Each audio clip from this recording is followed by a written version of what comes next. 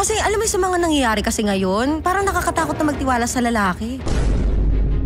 Kita mo yung bugbog sa kanya gigil galit Alam mo yung gigil, I think may pinag-awayan sila. May nakita doon sa babae na pinagsilosan. Kahit anong gawin ng babae, hindi ka pwedeng manakit ng babae.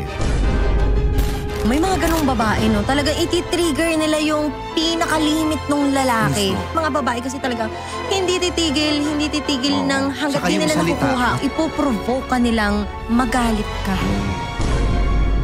Tinanong niya, binigyan siya ng sagot, di pa rin siya satisfied dun sa sagot. Talagang aanuhin niya, hihimay-himayin niya pa talaga. Yung kumbaga wala namang away, pero nagbibigay siya ng pag-aawayan lalo nila. Oo. Ina mo.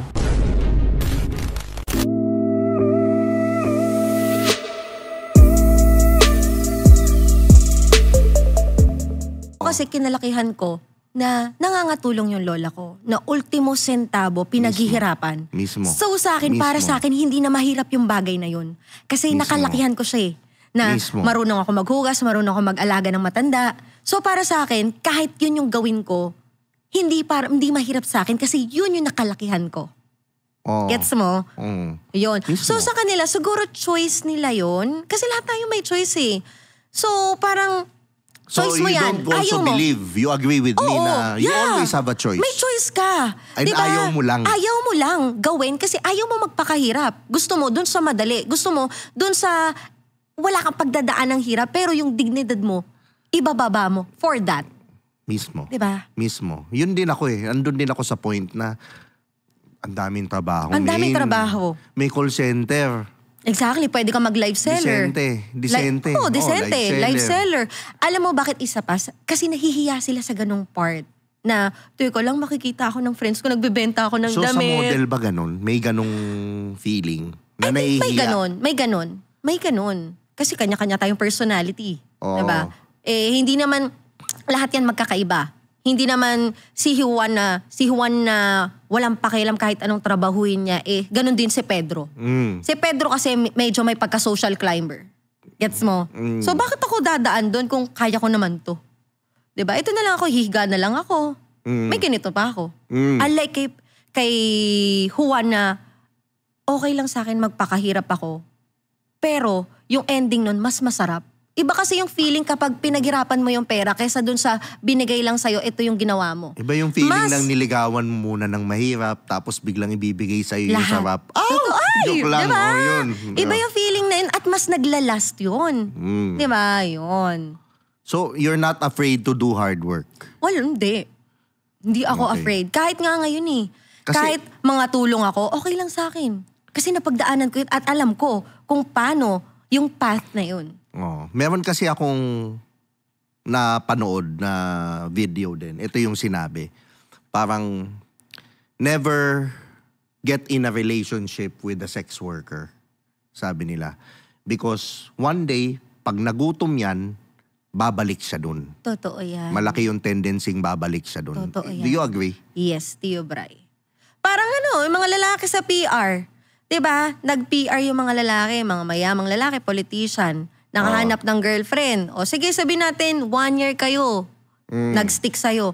Babalik at babalik yan. Kasi yun siya Doon mo siya nakilala Diba? Masasaktan ka lang din. So ako, I do believe on that saying so, ikaw, na kumbaga ako kasi, ang dami kong sabihin ko na, mga friends ko, Brian, bakit, wala kang gina-girlfriend dun sa mga ini-interview mo? Ganyan. Sabi, ang lagi kong sinasabi, nakita ko na kasi yung industriya And you will get disappointed minsan. Hindi naman sa nila lahat mo. Hindi lahat, hindi ko pero nila lahat. Pero nandun yung takot mo kasi na. Tsaka generally speaking. Generally speaking, yun talaga. Lahat ang usapan, spunky. True. Hindi mabubuhay yung mga ibang tao na walang spunky. I mean, pati sa lalaki, may mga kilala akong lalaki Ay, hindi ko sinasabing babae lang. Pero ngayon kasi, talamak sa babae. At ang pa yun, alam mo yan, yung mga bata. Wala lalo silang yung generation shame. Ngayon. Totoo. Wala silang shame doon. They can say na... Kasi ang mindset nila, pakialam ko sa sasabihin nyo, hindi naman kayo ang bumubuhay sa akin. Yun ang kasabihan nila. Lumabas pa yung OF. Kung hindi ko na kailangan alam mo yung OF, wala na silang shame doon. Wala na sila doon sa nagwe-webcam, Matindi yung ngayon. Kung noon, grabe, mas dinoble o triple ngayon. Tsaka walang out in the open. Totoo. Alam mo na, may ngang sinasabi na, kaya nga daw nag-aartista, kaya nga daw lumalabas sa kasi nagpapataas ng presyo. Kumbaga sa portfolio, ito credential ko. Kaya ito yung presyo ko. Totoo naman. Sa social media, you'll be surprised. Ang daming ganun. Totoo. Na so, talagang matindi ang mo sa pera. Kumbaga, hindi ka rin yung basta-basta sunggab. Oo. Siyempre, Tio Bray, mas masarap pa rin pinipili mo lahat ng bagay. Oo. Kasi mas masarap paghirapan kasi hindi mo papahalaga ng isang bagay na meron ka kung madali lang lahat. Diba? What was the highest offered to you one night? One night? That time that time. Kasi ngayon wala na. Siyempre alam na nila na, uy, ibang-iba na ako, ang layo ko na. Nung time na nun, pinakamalaki na nun is 500K. Okay. Isang gabi? Isang gabi. Oo. Pero humindi pa rin ako. Only? Siyempre pag ganun, malay ko, hindi naman ako umuwi. Diba? Pero pag ganun, sa mga naririnig ko, mga friends ko, mga isa kanila is, parang tinatrabaho nila yun. Siyempre isa lang. 1:1. Parang nagbayad ka, ito lang, isa lang. Kung gusto mo ng dalawa, doblehin mo. Diba? Sabi nung technical director namin, ganun nga daw yung presyo. Nagbigay na lang daw siya ng 500, hipo na lang. Hipo na lang. Para makatipid. Pero alam mo, pwede ka na, hindi ko talaga magets, bakit sila gumagamit ng pera?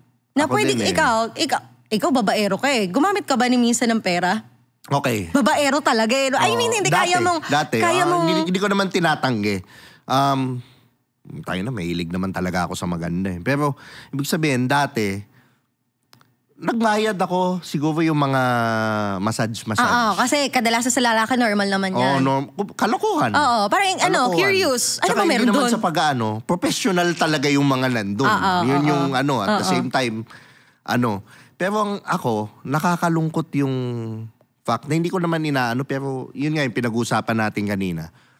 Nalulungkot ako na pag nakakakita ako na yung mga matatanda, they pay for company, they use their money for na sabi ko sarili ko parang by the time na naging ganyan na yung age ko, sisiguraduhin ko meron na akong kasama and satisfied na ako dun sa okay na yun. Diba? Parang ganun. So do you agree na parang how do you feel about it? Yung mga lalaking nagbabayad. Mga loser yun. Okay. Loser. Pero siyempre kasi kung di ba parang wala ka bang makuhang kaibigan na sasamahan ka? Pero sabi mo, ang dami mong naging gano'n na talagang nagbabayad. Magkano yung pinakamalaking bayad? Bigyan mo ko sample, ilang oras? Sample, 4 hours, 10K, kaya nila mag-provide nun. Tapos ilang kayong babae? Oo. 10K? Oo, ibig walang sabihin, yun? Wala, clean yun. Clean PR. It's clean PR kasi. It's public relation. It's like, kunwari kayo ng friends mo, mga businessman, may meeting kayo. Wala lang. Syempre naman, puro lalaki kayo. Napaka-awkward nun kung puro lalaki lang kayo. So, wala lang. Para lang mas may makasama lang kayo, may makakwentuhan pag break time nyo. Alam mo yun, para kahit papaano, hindi puro business. So, magtatawag ka ng babae, ng ipipr mo. So, 4 hours yun, 10K. Sige, sabihin na natin, kahit 8 girls yan, kasi group PR, kaya nilang gumastos ng ganun. Pero 4 hours lang yun. Pero walang hawak-hawak yun. As in, usap lang parang ganito. Nadagdagan lang, kunwari tayo ng kasama. Ganun. Okay. Ang naman sa amin ng mga model na yun, kahit papano, may benefits din sa amin yun. Kasi may natututunan ka, lalo na pag ang kausap mo is disenteng tao. Kasi hindi naman lahat ng lalaki na nag-PR is bastos. Sample ng pinaka-disenteng nakausap mo. Talaga ba? Okay lang ba? Pwede, Hala? Sample ng pinaka-disenteng nakausap ko, anak ni Henry C. Okay. That time. Okay. So, doon ko natutunan na ang dami mo palang dapat ipasalamat sa buhay. At yung pinagdaanan nung family nung Henry C. is hindi ganun kadali. Na from to scratch talaga. Alam mo yung proud siyang kinukwento niya yung tatay niya sa amin. Kasi nga group marami kayo, di ba? Sa amin na sila blessed sila kasi nilabas sila, may pera na. Unlike nung pinagdaanan ng tatay nila, nagbenta ng bote, ng sampagita, ng tsinelas, mabuhay lang yung meron sila ngayon. 'Di ba? Na dapat kayo habang bata kayo, kung gusto mo yumaman, walang maitutulong sa yung company. Mag-start ka ng kahit pinakamaliit na business, kahit nga magtinda ka lang ng basahan eh. Kasi in time aanihin mo 'yan. Kasi kapag sa kumpanya, kahit anong sipag mo, hindi naman sa'yo ipapamana ng kumpanya yun eh. Sino ka ba? Kahit gaano ka kagaling. Diba? Unlike pag sarili mong business, sa'yo na yan. Dala-dala mo na yan. Papalaguin mo na lang talaga at tatrabahuhin. So, pero ikaw, anong advice mo, going back to the question, dun sa mga babaeng sinasabing wala pa silang choice, ito lang alam ko, anong ma-advise mo sa kanila? I-try nyo muna. Kasi hindi nyo pa din na-try eh. Kasi dalawa yan eh. Ito yung sinasabi mong madali. Yung hindi madali, hindi mo pa natatry, bakit di mo subukan? Tsaka mo sabihin na wala kang choice. 'Di ba? Gawin mo muna. I-try mo muna magpakahirap. Tsaka tanggapin natin na hindi naman sa pag maganda ka, pag in-interview ka sa trabaho, madali kang matatanggap eh. May pretty privilege eh. Bakit hindi mo gamitin sa malinis? Kung ayaw mo magtrabaho, ayaw mo may boss, uy, nasa generation na tayo ng social media, oh. Try mo mag-live selling. TikTok, di ba? O, pwede ka doon, mag-affiliate ka. Kasi kung, yung iba kasi hindi naalis yung pride sa kanila. Wait lang, maganda ako, hindi ako bagay dyan. Di ba? Dapat alisin nyo yun kasi hindi nyo malalaman eh kung aasenso ba kayo doon sa bagay, kung may pride pa rin kayong dala. Or habang nagso-social media ka na hindi ka pa monetize, magtrabaho ka muna while doing social media. True. Diba? Kasi ngayon, blessed nga sila eh. Unlike noon na talagang paghihirapan mo, walang social media, magpapasikat sa'yo, mano-mano, tao. Ngayon, social media, sumayaw ka nga lang dyan, mag-TikTok ka, sikat ka na eh. Mismo. Diba? So marami. Huwag ka lang mag-bra, ganyan, nakasando, sikat diba? ka na. Sikat ka na. Diba? Diba? Vlogger ka na agad nun, influencer ka na agad nun. Sa babae madali eh. Ang lalaki, kailangan mong putang ina, mag-tumbling ka pa dyan. Diba? So, yun, lahat ng bagay may choice. Nasa sayo nyo na talaga yan. Diba? I-try mo muna bago mo sabihin na wala na talaga akong choice. Meron nga akong ganyan, nagsabi pa sa akin, ganyan. Hindi ganyan din, ina-advisean ko. Sinabi pa sa akin, rich kid ka kasi. Ha? Rich kid? Sabi ko, baka maiyak ka pag kinuwento ko yung buhay. Oo. Diba? Middle class naman kami. Hindi naman ako. Swerte ako dun sa part na yun. Na yun, kahit pa paano. Kasi yung pamilya ko, maayos yung nanay ko, maayos yung tatay ko. Doon kumikita ka pa din. Oo. Pero yung rich. Iba yun eh. Yung rich, ngayon, 2 taong kong ginapang yung vlog bago kahit papano ngayon may sinesweldo ko kahit papanong buwan-buwan. So hindi siya, kumbaga ang dami lang dahilan siguro ng mga tao. Totoo yan. Kasi pag gusto mo, may paraan. Pag ayaw mo, may dahilan. Diba? Pag ayaw mo, may dahilan. Diba? Pag gusto mo, may paraan. Kaya pag sinabi niyang hindi pa siya ready, ayaw niya sa'yo. Totoo yan. Ibig sabihin, wag mo nang alamin. Yun na yun. Oo, diba? Yun agad. Di mo na kailangan anuhin. Isa-isahin pa, himay-himayin pa. Single ba ngayon si Maine? Bakit ka nagtatanong ng ganyan, Tio Bray? Tinatanong mo na, single ka ba? Masaya ako. Masaya ang puso ko sa ginagawa ko. So ano ba tayo? Kung anong meron masaya? Ganon. Ano ba tayo? Hindi, masaya ako sa kung ano. Kasi ngayon, sabi ko kasi nung 2025 pagpasok, magpo-focus ako ngayon sa career ko. Okay. Sa meron ako ngayon. Yun yung pagpo-focusan ko. Yun yung papausbungin ko. Kasi hindi naman lahat nabibless na bigyan ng opportunity. So, single si Maine. Ano yung hinahanap mo ngayon sa Wala guy? akong hinahanap, Tio Bray. Pero I'm sure there would be qualities that wow. Okay. Hi, qualities. Ang hirap. Pero kasi ako yung tipo ng taong hindi ako tumitingin sa itsura. Sige, tanggalin natin yung itsura. Okay. Qualities ko, pero, lalaking masipag. May pangarap. Hindi happy-go-lucky. Okay. Yung alam mo yun, marunong magtrabaho. Yun yung qualities ko talaga. Ilang taon to? Ano ba, Tio Bray? Malalaman yung edad ko kasi. Okay lang yun. Hindi naman, wala naman sa edad yun kung ano yung pipiliin mo eh. May mga 21 pumipili ng 30 plus. Ayoko nung bata. Gusto ko mga nasa 34 and above. Siguro mga pasok dyan hanggang 36. 34 to 36 yung age bracket. Nag-play safe. Nag-play safe. Tama din sa ano niya. Para sa ano niya? Ginagawa mo? Anong ginagawa? Wala akong ginagawa. So, paano pag may nanligaw sa'yo? Halimbawa, 40 years old na. Hindi mo pa rin 45. kasi masasabi yung kaya nga kaya nga sinasabi ko, wala akong qualities kasi hindi mo naman masasabi yun eh. Okay. Di ba hindi mo naman masusunod yun eh. Oo. Di ba? Pag meron at may spark kayo, why not? Di ba? Tapos nakita mo pa sa kanya na hindi naman to happy-go-lucky, hindi to babaero. Di ba? Why not? Di ba? Nakikita ko sa'yo ngayon parang ano ka, parang may nag-hold back sa'yo para sabihin. Parang may mga pinagdaanan ka na sa buhay na... Ano hold back? Nag-hold back ka na kumbaga, nag-iingat ka na sa lalaki. Kasi alam mo sa mga nangyayari kasi ngayon, parang nakakatakot na magtiwala sa lalaki.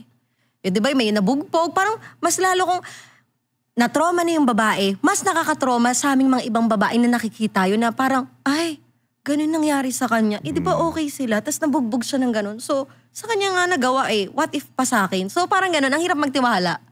Diba? So, yun yung maano sa'yo, mas nahihirapan ka na. Pero ito rin naman advice ko sa'yo dyan. Kailangan baguhin mo yung mindset mo. Kasi, kung ano yung nasa utak mo, yun. Yun yung mangyayari. Oh. Reality.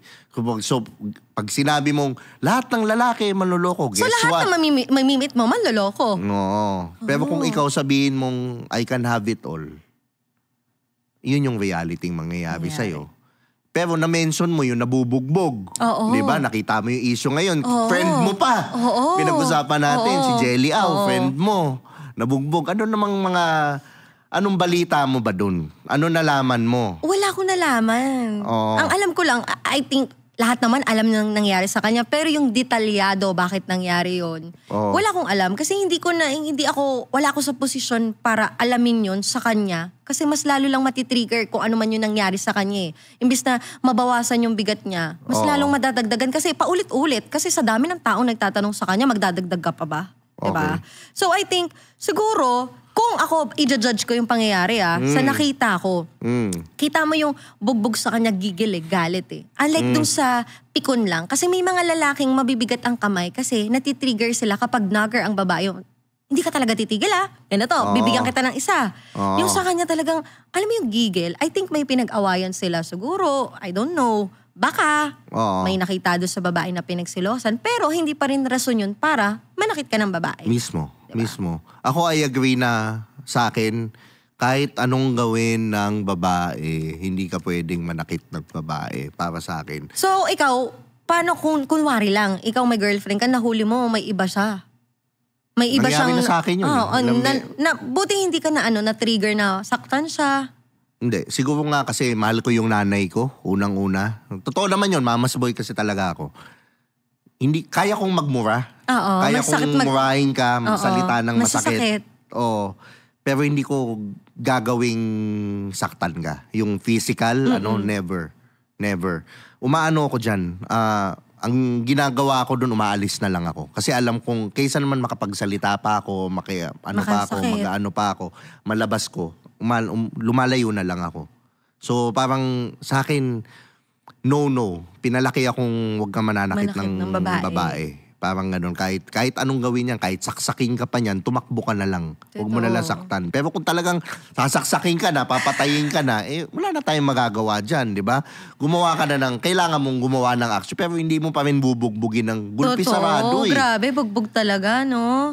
Baka feeling ko nga kung ako yun, baka, hindi rin talaga ako magpapatalo talaga. Oo. Baka... Tingin ko malakas ka umano, sumuntok. Sumuntok? Gusto mo matry? Gusto ko yung palo Hay! Ano yung palo? Hampas.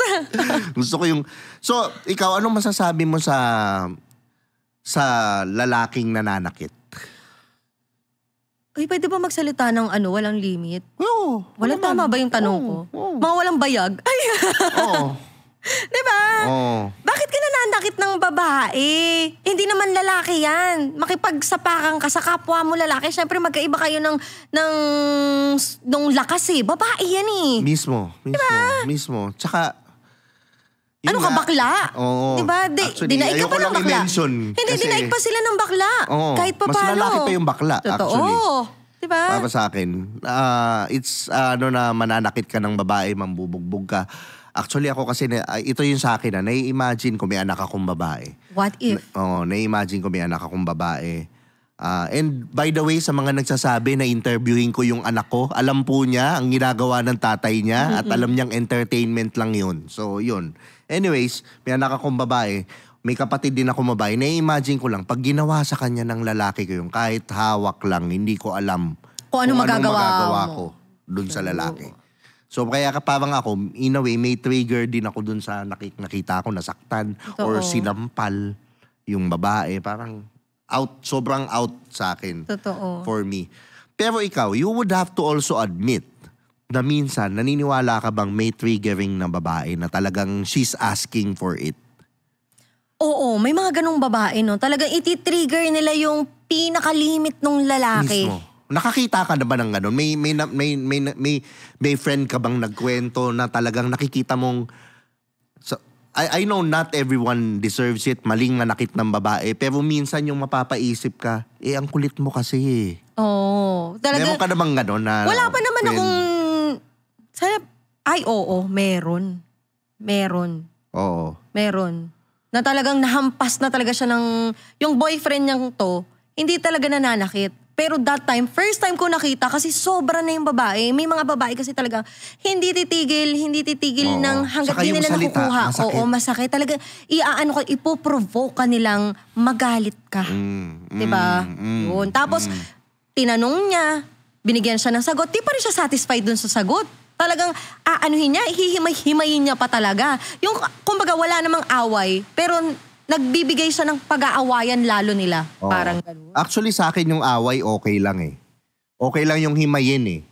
Pero yung sa akin, yung mga triggering points, meron kasi akong mga na-encounter na, ayan na naman tayo, kilala mo. Sino? Yan, meron na naman akong na-encounter na babae na ganito mag-provoke. Yung minumura ka na niya. Tapos nag-aano siya.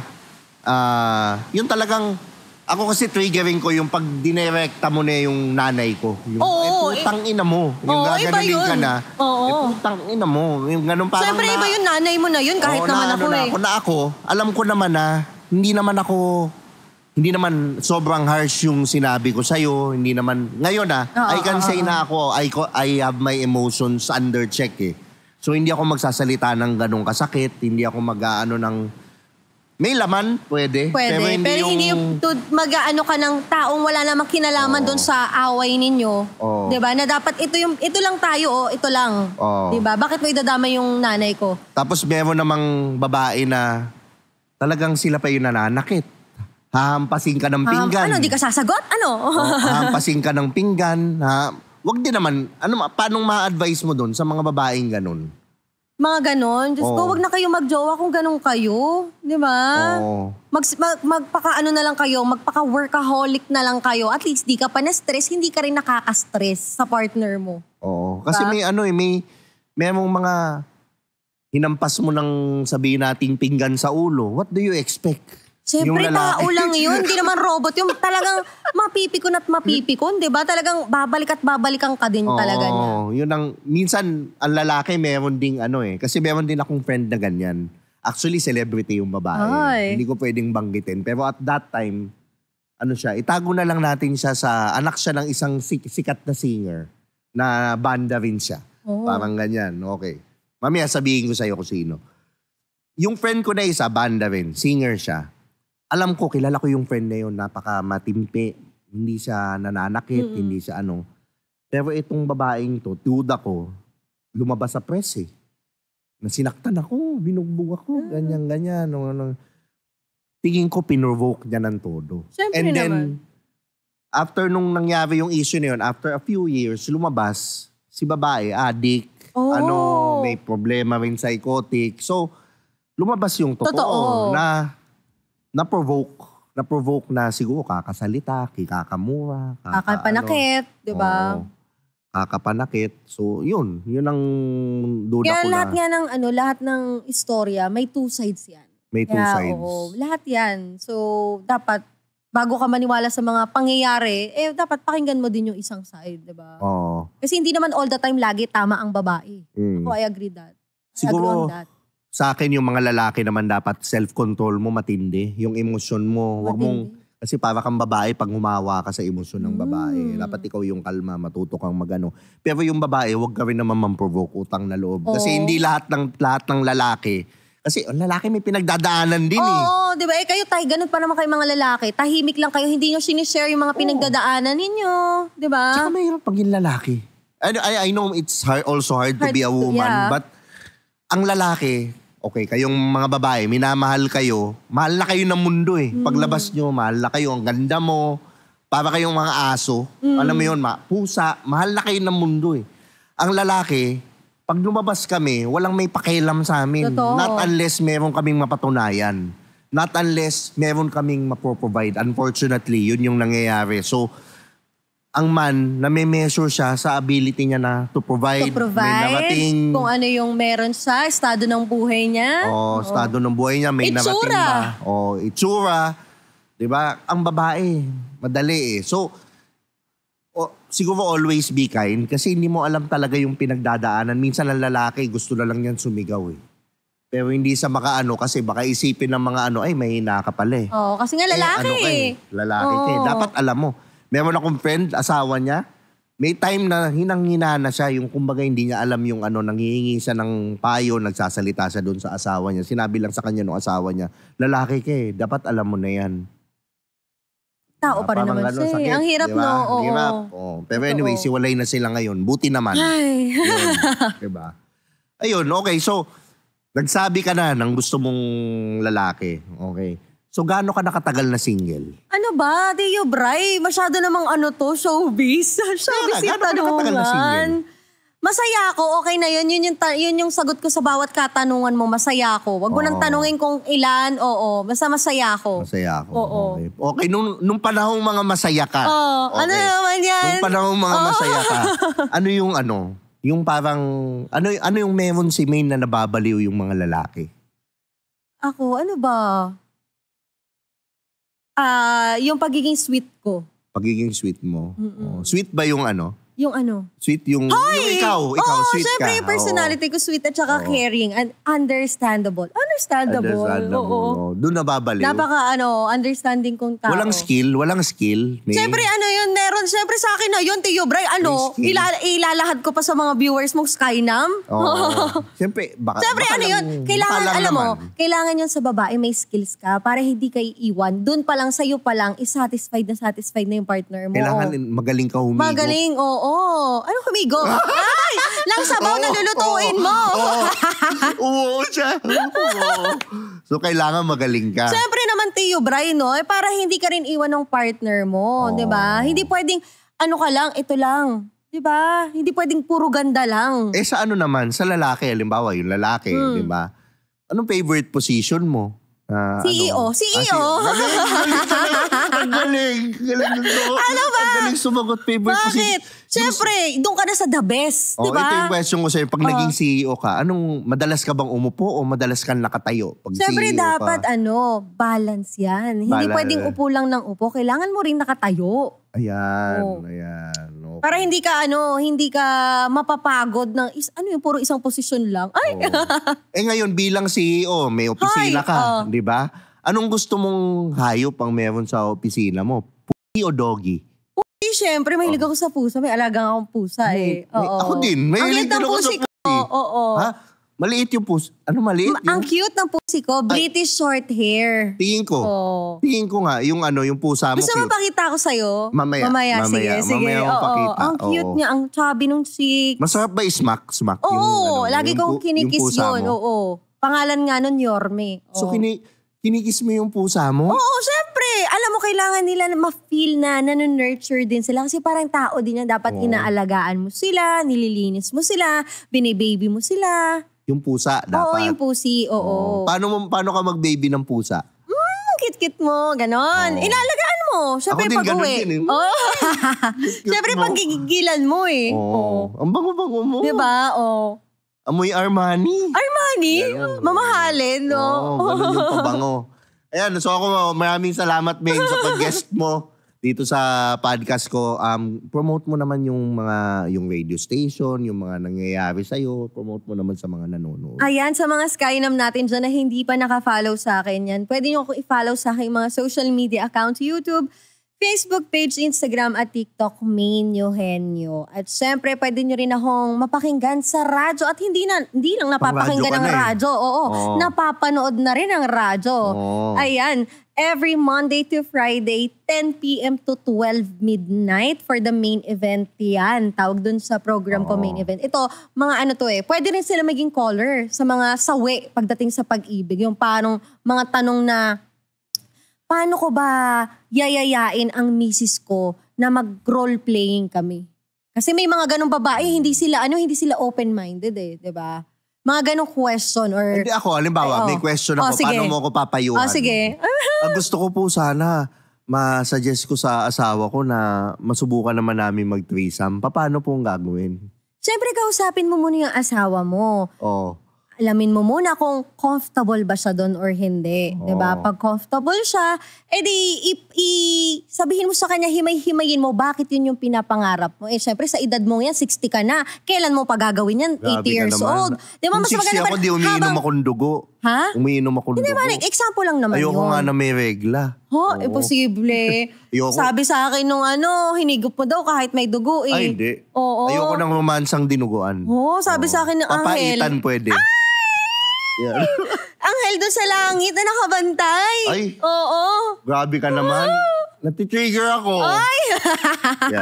Anyways, yun, okay. So, ayan, 92.3 FM Radio Manila. Ayan.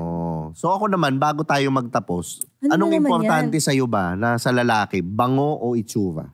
Bango. Iba yung iba yung attractiveness ng isang lalaki pag mabango siya. Diba? Kasi baliwala itsura. Pogi nga, pag inamoy mo naman, amoy asim o amoy kalsada, diba matuturn off ka? Okay, so turn off. Pero kasi ganito yan, Manny. Meron akong scent na gustong ipaamoy sa'yo ngayon. Gusto ko amuyin mo. Pag siyempre baka humalo, i-spray ko na lang papunta dyan. Yan, okay. Spray Teka ko lang, yung Yan. Spray ko dyan. Yan. Tignan mo yung amoy. Ay. Parang parang galing langit. Galing langit. Bumaba sa lupa. I-describe mo nga yung lalaking ganyan ng pabango. Ito, matangkad. Ay! Maputi. Yan, okay. Hindi kalbo, liliwanagin ko lang Hindi kalbo. Yan. May pagkatsinito. Oo. Ito yung alpha na lalaki yung datingan. Bagong ligo, no? Bagong ligo. Ito yung talagang hihigupin mo mula ulo hanggang paa, didilaan mo yung amoy. Yung amoy kasi nga sobrang fresh. Ang sarap. Ang fresh ng amoy niya, tsaka very masculine Ito yung lalaking hindi mo ipagpapalit kahit kanino. Ayan. Ang bango So para hindi kayo ipagpalit, ako mga Skynam, bumili na kayo nitong Picotin. Punta lang kayo sa Facebook page, Picotin Perfume. Mag-message kayo doon, ma-order nyo na, updated price po tayo. Ayan. So, umorder na kayo nito. At maraming salamat sa mga nanood. Kung gusto nyo ng mga ganitong content, mag-subscribe kayo dito sa YouTube channel ko. And also, follow me on Spotify. Pwede nyo mapakinggan to sa kotse pag bumabiyahe, di ba? Para hindi nyo kasama yung misis nyo, hindi kayo mapapagalitan, di ba? So, also, maraming salamat din sa mga sponsor natin sa War Manila. At syempre, Tritone Studios and Tritone Entertainment. Maraming salamat. Ito yung production team na tumutulong kay Tio Bray. At pala si Tio Bray. Maraming salamat. And, thank you. Maraming salamat and thank you. We got a situation right here. Sabi nila, ako daw ay pabling. Ako daw ay pabling. Ako daw ay pabling. At sa chicks daw ako ay magaling. Ako daw ay magaling. Magaling. Babae mo daw ako. Ewan ko ba? Sa tingin mo? Babae mo daw ako. Hindi naman. Nambocha. Babaero. Babaero. Babaero daw ako. Babaero daw ako. Sinong may sa